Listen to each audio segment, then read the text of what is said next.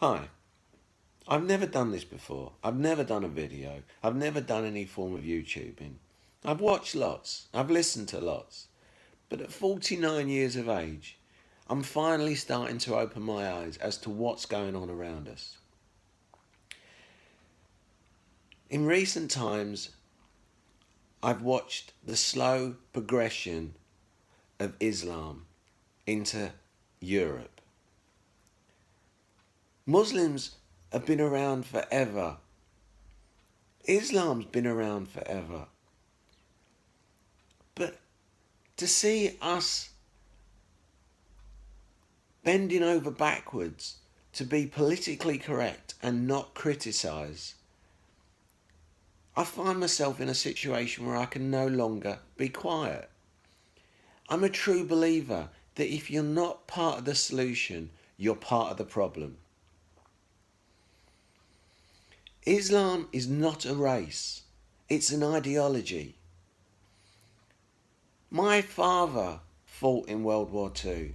I'm proud to say he was part of the King's Own Scottish Borders. He fought for king and country against an ideology. He wasn't fighting the Germans. He was fighting Nazism. There were many, many Germans that were not Nazis. But the silent majority kept quiet, which allowed for the minority to take over. I cannot and will not stand by and allow that to happen here. I love my country. I'm proud to be British. I'm proud to be from England. I'm proud to be a Cockney from the East End of London. And I think if I can only get this message out to one person, that's one more person that would sit up and take notice. We are being criticised, cornered, shrouded, demonised for criticising an ideology. You cannot be racist. The definition, the clue's in the name, racist. Islam is not a race, it's an ideology. So if this message gets to one person, hopefully more, but if it gets to one person, you become part of the solution, not part of the problem.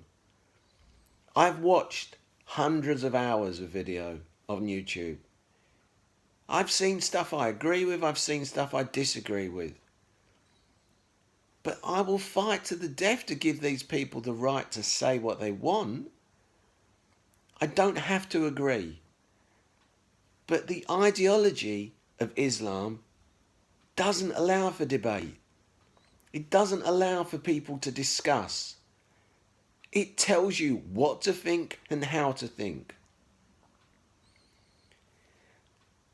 In my lifetime, I can think of one time that we've gone back in history. We've gone back in regards to technology and development. And that was when we stopped with Concorde. It was the first time in my lifetime, or any time I can think of in history, when we've actually gone backwards. We've actually gone backwards from having supersonic flight for passengers to just having your standard jumbo jet. But it seems to me that we've got an ideology that is creeping ever so more faster and faster across Europe, slowly but surely getting into every corner of politics, of television, of TV, of news, of radio. And we now feel that we can't speak out. This country, strength is its ability to debate, its ability to challenge, to stand up for what it believes in. So, if you believed or listened to anything I've said that it resonates with you in any way, shape or form, please encourage me to do more of these, and subscribe. I'm sure this comes across as a rough video and there's no editing, it's straight from the heart. But I'd sooner do that. I would sooner speak straight. I try to think of what I'm going to say before I say it. I'm never going to get that perfect. But I've also watched so much of people on Twitter and people on YouTube saying something that YouTube or Twitter doesn't agree with, and the next thing you know is their channel's chopped. That's not free speech. And it's not hate speech to criticise. Hate speech is when you incite violence. I'm not inciting violence. I'm not asking for people to be attacked. Of course I'm not. But I'm asking for people to sit up, take notice of what's happening. I find it strange that in our country, if I was to fly a flag outside my house, people would question why. I've gone abroad. I've taken part in reenactments for World War II. I was part of a group of people that went out to Arnhem, to Holland, to see and take part in the reenactment of the Bridge Too Far film battle. Every single house over there flies a flag, and it was fantastic to see.